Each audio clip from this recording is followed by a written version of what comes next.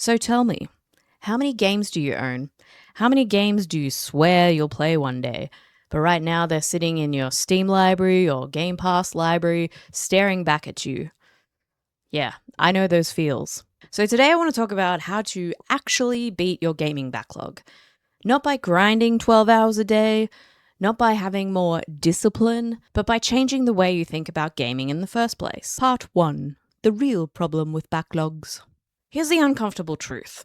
A backlog isn't just a backlog, it's a wish list from your past self. Most of those games were bought on sale or during hype, when you thought you would have time or that your future self would have time to play. But your future self doesn't have time. Your future self is tired, busy, and just doesn't have a lot of time to play games anymore. So step 1 is a mindset shift. You don't owe your backlog anything. Games are entertainment. They're not homework. They're not supposed to be a chore. And if it feels like a chore, then something's kind of broken. Part 2. Declare backlog bankruptcy. This is the most important step. Open your library, all your libraries, and the games collecting dust on your shelf, and ruthlessly ask yourself this question. Would I start this today if I didn't already own it? If the answer is no, cut it, hide it, uninstall it, mark it as not interested. This isn't quitting. This isn't it defeating you. This is curation. You're not trying to beat every game. You're trying to beat the right games, the games that matter to you. Part 3. Pick one main game and a sidekick. I hate to say it, but backlogs don't get beaten by playing 5 RPGs at the same time. They get beaten by commitment. You need to pick one main game, not 3 or 4 games that you'll eventually forget about. However, have a sidekick.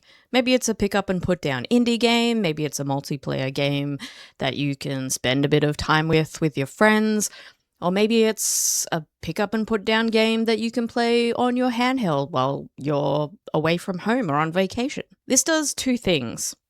You'll actually remember the story and the mechanics of the game you're playing, and it'll also take away the decision fatigue on what game you actually want to play. For variety, it's fine to keep a low-pressure vibes kind of game, but try not to get too distracted with too many things on the go. Just have one main story game.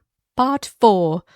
Lower the difficulty. Alright, so this one hurts some people's egos, I'm sure, but there's no point in suffering. If a game's dragging, lower the difficulty. If you're just wanting to experience the story, then having a difficult game isn't really accomplishing anything. Maybe skip the collectibles, skip all the additional extra content. Just get through the main story. If you enjoy doing those things, then sure. But if it doesn't really fulfill you and you really want to get through all your other games, then skip all the extra stuff. And seriously, if anyone's judging you because you played it on easy difficulty, are they paying your bills? Are they clearing your backlog? No. Remember, playing a game shouldn't be a chore. If you're grinding to get through a game and it's feeling like a hassle, just dull down the difficulty. No one's watching you. No one's caring if you beat a game on extreme hard difficulty. If you enjoy that kind of thing, then absolutely. But if it's feeling like a chore, then don't. Part 5.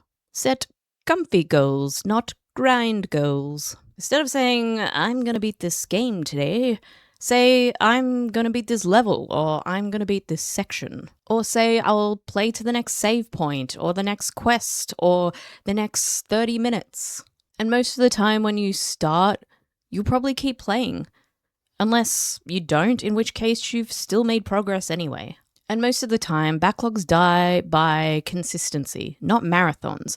You're not going to finish a game in 2 days of 12-hour shifts. You're going to finish games by chunks, maybe half an hour here or a couple of hours there.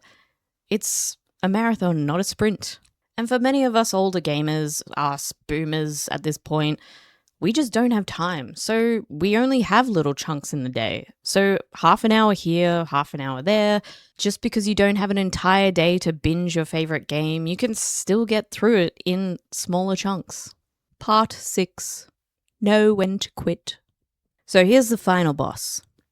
Guilt. When you're 5 to 10 hours into a game and you're just not digging it, you're not having fun, it's not your vibe, just quit.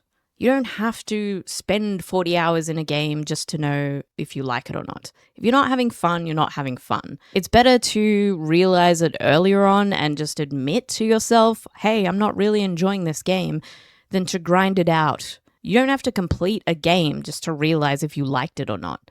If you're not vibing it, just quit. Leave space for a game that you will enjoy. Cross it off the backlog list. So yeah, those are the ways that I suggest you use to get rid of some of your backlog. So not a comprehensive list, but a couple of ideas that might help. So yeah, just remember, let go of your ego. You don't have to finish games. If you're not enjoying the game, then just quit. Leave space for another game. Just have fun. And if this helped, leave a like, subscribe, and let me know in the comments down below, what's the oldest game in your gaming backlog that's haunting you right now? Thanks for watching, and I'll see you next time. Now get off YouTube and finish something, or watch one of my other videos.